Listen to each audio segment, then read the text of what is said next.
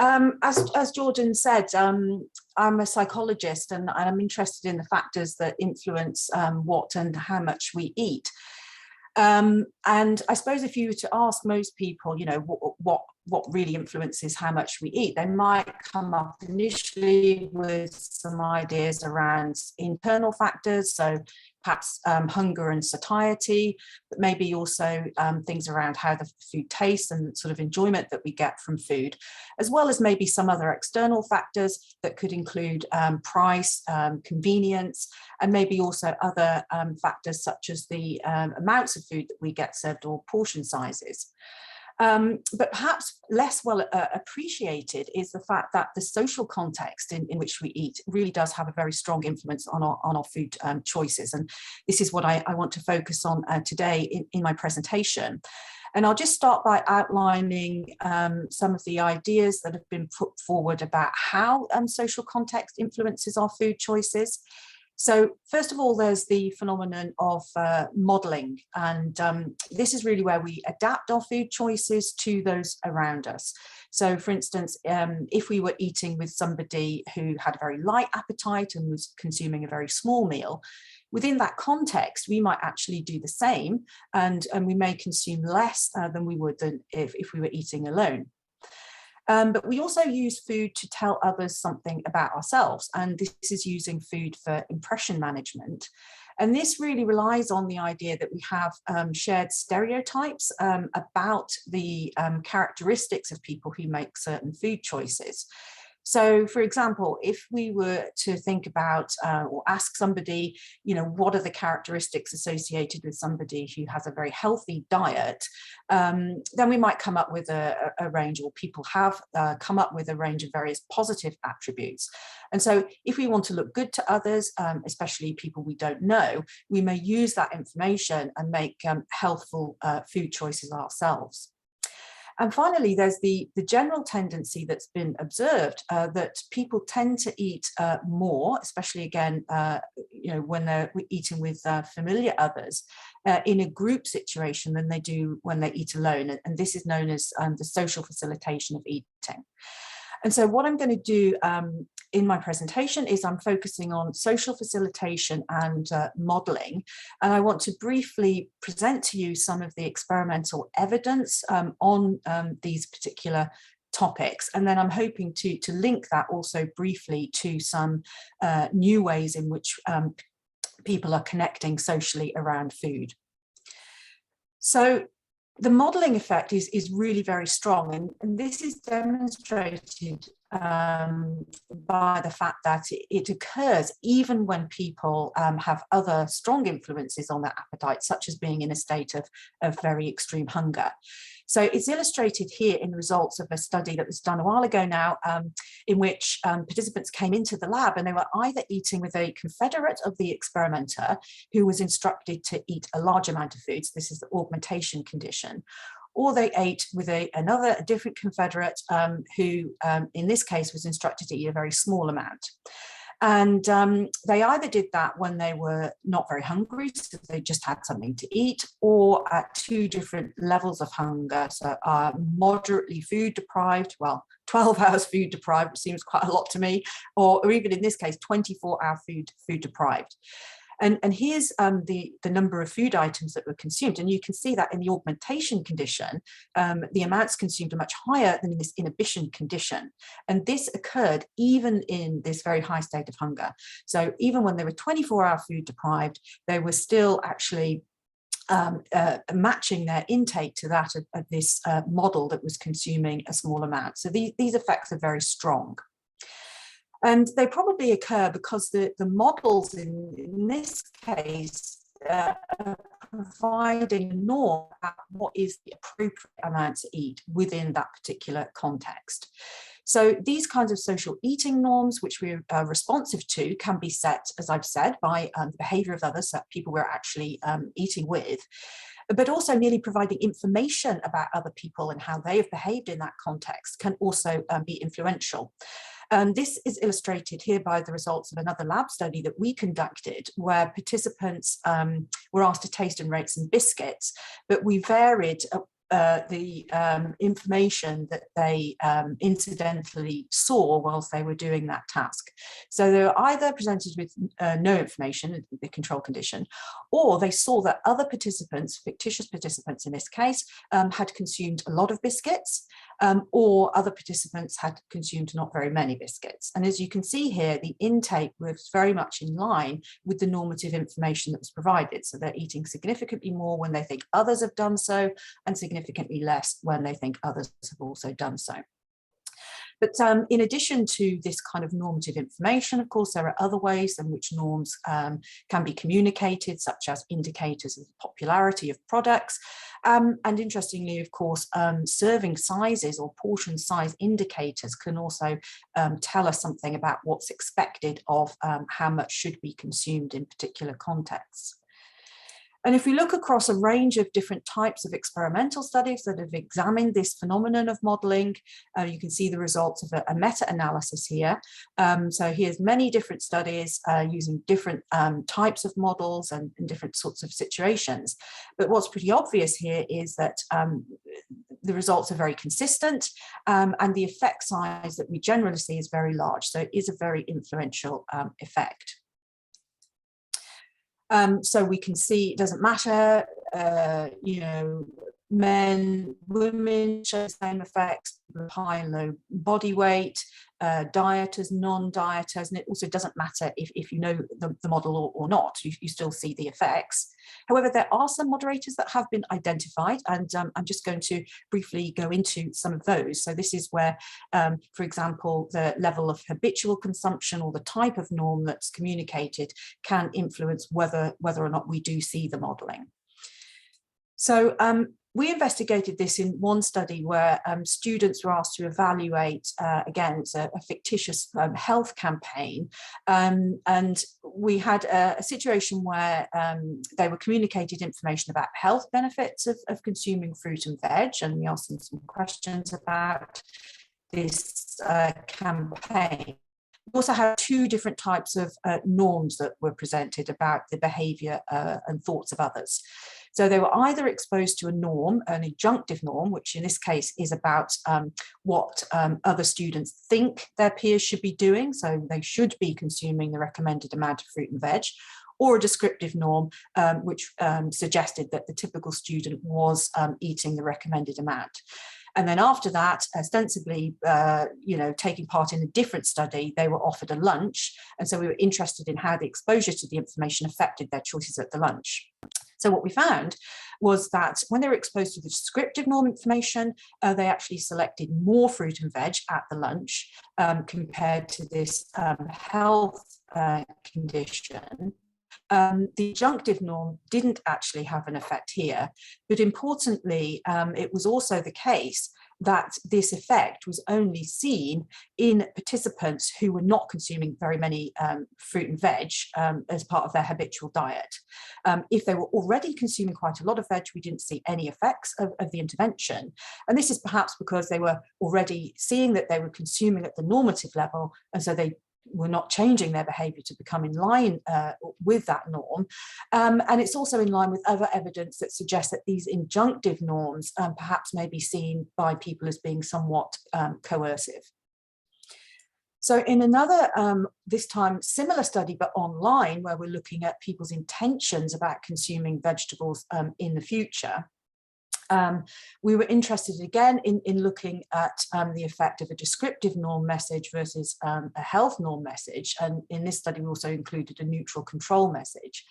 And here the information was around the fact that people in Britain are trying to consume 5 portions of fruit and veg a day, you know, again, versus that eating vegetables is good for your health. And we did find an effect of the descriptive norm message, but again, this was actually dependent upon the extent to which the participants felt that Britishness was part of their identity. So here, the social norm compared to the control and the health condition, we did find that there was an increase in intentions to consume vegetables, but it was only the case for those people who felt some kind of affiliation or belonging to that group that was referred to in the norm message. So that suggests that that kind of relationship to the norm referent is important for any effects that we might see of these sorts of messages. But overall, these data perhaps do suggest that it may be possible to devise, should we wish to, social norm-based interventions that could promote healthier, more sustainable consumption patterns and possibly even influence food waste. So as a sort of start on whether or not this might be feasible, we moved out of the lab and into a field study to examine the effect of these social norm messages on actual purchases of meals with vegetables in a workplace restaurant that you can see here.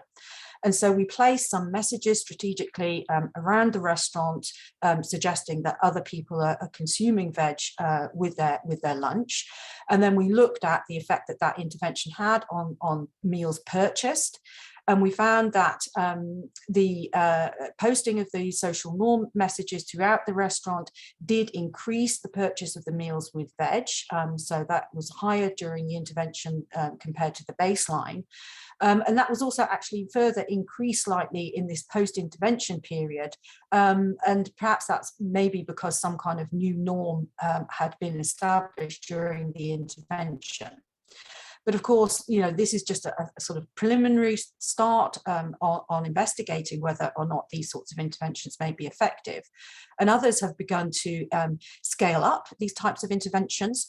And I think one of the things that's emerged from that is that it's actually not a very straightforward or easy enterprise. So this article here is very interesting because it presents the results of a whole range of different attempts to scale up. In this case, it's looking at the effects of a norm-based intervention to reduce meat consumption. And what emerges is that whether or not these interventions are effective very much depends on things like obviously whether people actually notice these norm messages, but as I've mentioned previously, on whether or not they actually do relate in some way to the norm reference. And I think this is especially important because we do know that in some cases people may react against these norm messages and actually behave in a counter-normative way. And one example, just to illustrate that that can happen, is the results of a lab-based study here that we did again, looking at the effect of eating with a model, in this case looking at consumption of plant-based foods. And what we found is that people who actually express a very low intention to follow a vegetarian diet in the future consumed fewer plant-based foods when they ate in the presence of a vegetarian model. So in this case, there was a reactance against the norm. So clearly, if this is something that is to be developed further, then there are a number of issues that will need to be carefully considered. So moving now then on to social facilitation of eating. So this is a phenomenon that was first observed by John de Castro, who conducted some diary studies. So he asked people just to write down everything they ate and drank for 7 days, but also not only to record what they were eating, but who they were eating with.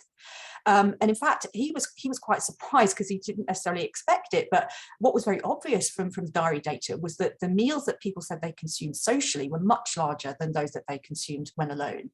And in some cases, up to 44% bigger. So he went on then to try and explore this in a bit more detail, thinking, well, is it the case that this only happens for certain meals, and perhaps it's just that people tend to eat more at weekends, and they also just happen to also eat socially more at weekends. But what he found was it didn't matter whether it was a weekend, weekdays, didn't matter whether there was alcohol present or not, all different types of meals, you always saw this social facilitation effect. So very interesting. This is based on people's self-reports of what they ate, with some limitations there, obviously.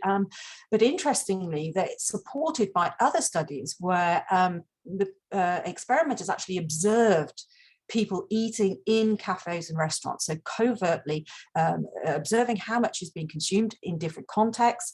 And again, in those studies, we see that people eat more when they're eating in groups in those contexts compared to when they're eating alone. But obviously, we don't know that this is a causal relationship. So in order to discover whether or not eating with others actually causes us to eat more, we need to do experimental studies and manipulate the social context. And so we and others have done that. So we get people into the lab again, and they eat the same foods. They either eat those foods with a friend, or they eat alone. And we do find in that situation that people do eat more when they eat in these social situations. And not only that, the effect is really sustained. So here are the results of a study that we completed fairly recently, where we were looking at eating socially across 3 days, all meals in the lab. So this is the cumulative intake across day 1, day 2, day 3, according to whether those meals were eaten with a friend or eaten alone. And what you can see here is that the intake is always higher when they eat socially, and that is maintained across these 3 days. So this is something that is not just a transient event that we observe in the lab. And interestingly, it also is the case that all different types of foods are macronutrients are increased. So these are the results of a diary study and that we conducted. And you can see here, when we break it down by different macronutrients, so protein, fat, carbohydrates, everything is increased. So it's not just maybe that it's indulgent foods that are, high in fat and carbohydrate. It's basically all foods. So I think this suggests that maybe this social facilitation effect could be helpful, maybe in increasing consumption for people who are undernourished, or maybe possibly even trying to use to increase or promote healthier consumption. So I think these data do play into, thinking about the meaning of food within a social context.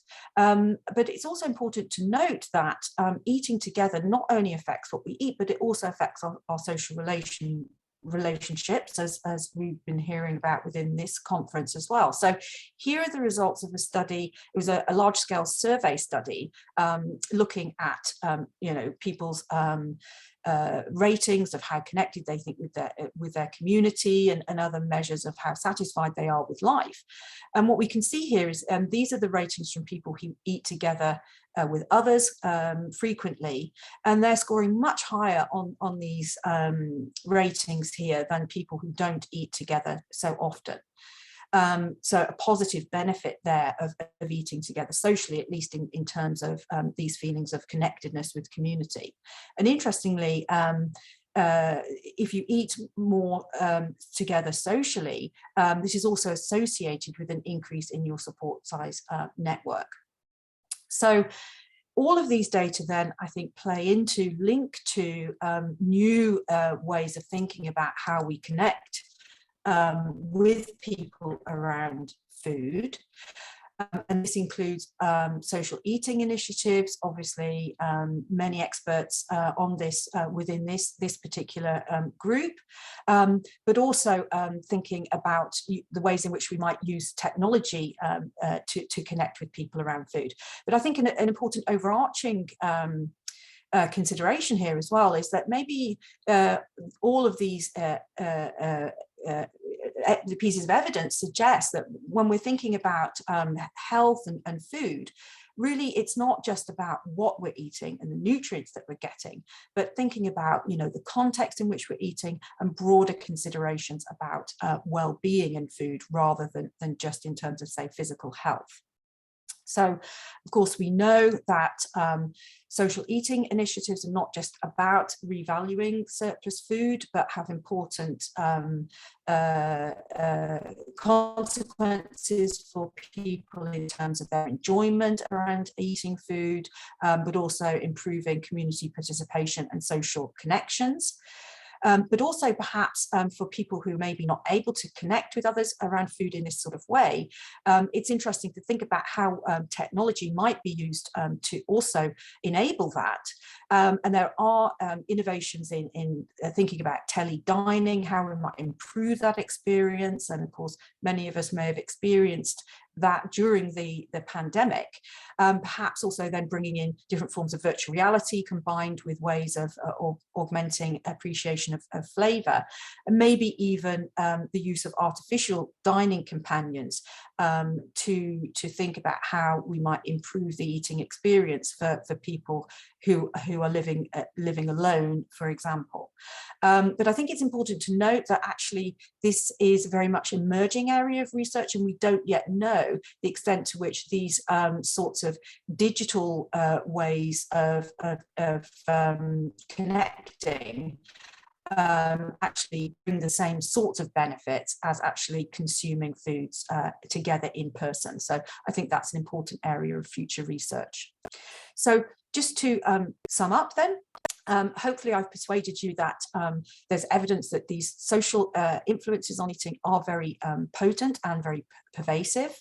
But there's also implications, maybe thinking about how this information can be used to develop interventions to promote healthier, more sustainable consumption, but also importantly, helping us thinking about how we redefine what it means to eat together, and also importantly, what it means to actually eat healthily. So I will finish there just by acknowledging funding for the research that we've been doing, and also my collaborators and the Eating Behaviour Research Group at the University of Birmingham. And thank you for your attention. Wow, thank you, Suzanne. It was really interesting. It's great to have another take on this from psychology as well. So when I opened the conference, I mentioned that this isn't a symposium that follows a single discipline. It's fantastic to have another take on the issue. There's been some questions in the chat, so we have a few minutes to go through them. So the first one is modelling or social facilitation also observed with how much food is left on the plate when people eat socially? Yeah, so I don't think that's been specifically examined, but certainly you would predict that, well, I think actually in terms of looking at the dynamics of how people eat when they're together, which there's been a little bit of research on that there tends to be quite close sort of coordination even between the just the taking of food, and people tend to sort of time their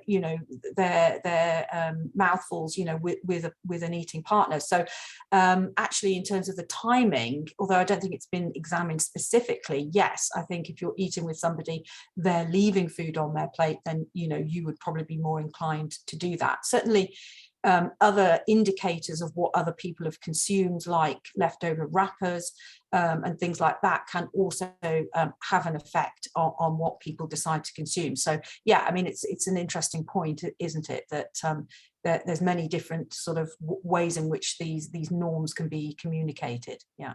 Mm. Yeah, what this makes me think as well is that these kind of new working conditions, that people working remotely, eating lunch together, perhaps in a canteen, we're not just missing out on being in the office, we're missing out on this kind of social eating benefits from that as well. And I wonder if kind of those implications have been taken into account in workplaces, etc. So yeah, it's a good point. I doubt it. Can I hand over to you, Master, to ask your question? Is that okay? Hi. Yeah, I've sort of heard this bandied around amongst public health people that I've been working with, that well, social eating is great, but actually we've got to be careful around sort of portion size and making sure people are eating healthily. And I just wondered whether it's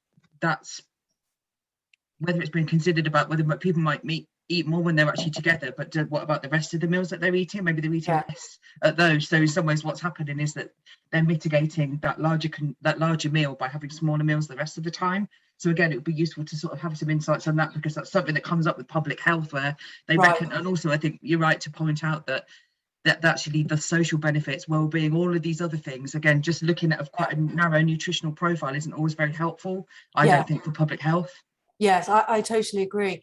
I mean, in terms of the compensation, we have looked at that in sort of short term at least, and it doesn't appear that people compensate. But having said that, I think it is important to think about the foods that are being provided, because of course, as I suggested, actually, if people are have an offer that is very healthy, then actually if you're increasing your consumption of veg, then there's potential benefits there. So it's not just about thinking about calories, and it's about the overall profile, as you say, of the meal, which includes the social benefits, and then also what's being offered in terms of food.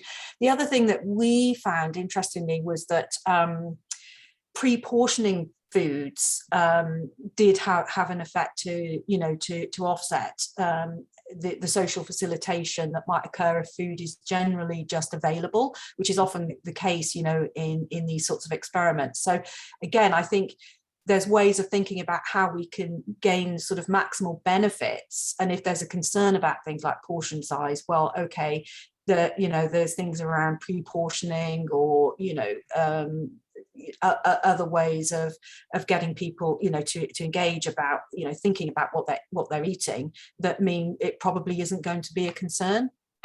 Yeah. Thank you. Great. I'm aware of the time. We do have another next part of the symposium starting in just under 15 minutes, so perhaps we can have one more question. So Lopa asks if you've considered the availability of time and broader social cultural norms around lunch. So for example, having an hour available for lunch is perhaps different than just grabbing a sandwich. Yeah, so I mean, I suppose it is a question there that you see this sort of social facilitation effect, with different types of meals. I mean, interestingly, I think if people know they're going to be eating socially, there's also some evidence that they might actually select more food. So I wouldn't necessarily think that you're not going to see it if people are just grabbing a sandwich, because if they're grabbing a sandwich with a friend, that they might pick something else to go along with that, because they know they're going to be eating socially versus eating alone. And some of the diary evidence suggests that it doesn't really matter what the meal type is. So yeah, I mean, obviously it's an important question, but yeah, I mean, I suppose I think it would be really good to do some more research on this, within a more realistic environment, actually, because to my mind, there's lots still that we need to find out about how people behave in these social situations, and of course how these different influences sort of play off on each other, because it's not just social facilitation that's occurring when you're eating in a group, but you've also got the modeling going on, you've got impression management as well. So how that all plays out, of course, in real situations is important as well. Great. I think we're sort of out of time for questions, but I just wanted to make the comment at the end about how kind of powerful, especially the signage was, the research you presented at the beginning. Thinking about public bodies like the NHS, and I'm sure I've read somewhere that they serve 1 million meals a day, and with new menus coming in where they're promoting vegetarianism and vegan meals that have kind of lower impact on the environment, having those signs there and the awareness that other people are eating vegetables, that could be really, really powerful in increasing the uptake on that. And I thought that was really, really interesting. But yeah, I'd like to say thanks as well. Thank you for speaking today. It's really interesting. Thank you, and thanks for the questions.